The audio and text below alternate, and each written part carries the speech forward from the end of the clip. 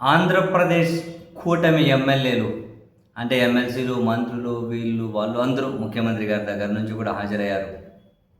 వీళ్ళు వరుసగా క్రీడలు, సాంస్కృతిక కార్యక్రమాలని క్రికెట్లు ఎట్లా ఆడారో చూసాం. పాపం రఘురామకృష్ణరాజు గారు కింద పడి భుజానికి, చేతికి, కాలుకి ఫ్రాక్చర్ చేయించుకున్నారు.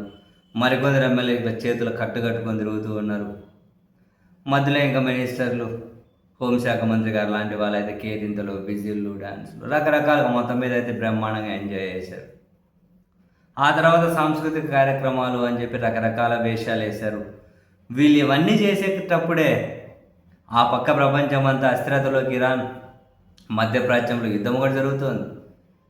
ఇక్కడ మన రాష్ట్రంలో ఏమో కల్తీపాలు జరిగి జనాలు చనిపోతూ ఉన్నారు. కల్తీపాలు తాగి శ్రీకాకుళంలో డయేరియా వచ్చి అట్లా జనాలు చనిపోతూ ఉన్నారు.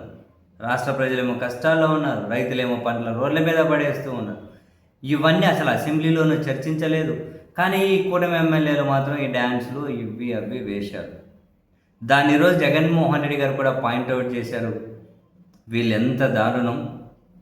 ఫీజు రియంబర్స్మెంట్ రాక, ఫీజులు ప్రభుత్వం కట్టక అక్కడ విద్యార్థులు, తల్లిదండ్రులు ఇబ్బందులు పడిపోతూ ఉంటే, పాలు తాగినా నీళ్లు తాగినా జనాల ప్రాణాలు పోతూ ఉంటే, మరికొందరు ఆసుపత్రి పాలవుతూ ఉంటే, రైతులు తీవ్ర కష్టాలు కన్నీళ్ళలో పండిన పంట కూడా రోడ్డు మీద పడేస్తూ ఉంటే, కొన్ని చోట్ల పంటలు పండకుండా ఉంటే, మధ్యాహ్న భోజనం లాంటివి తిని కూడా విద్యార్థులు ఆసుపత్రుల్లో పాలవుతూ ఉంటే, రాష్ట్రం ఎంత కష్టాల్లో ఉంటే వీళ్ళేమో వేషాలు వేస్తారా, వీళ్ళేమో క్రికెట్లు కబడ్డీలు ఆడతారా?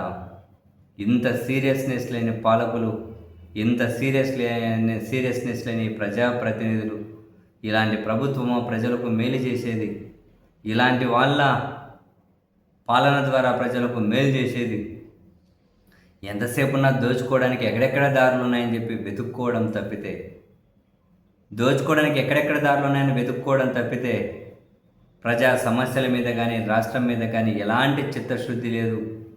ఎలాంటి హుందాగా పాలన నడపడమో వీళ్ళకి తెలియదు.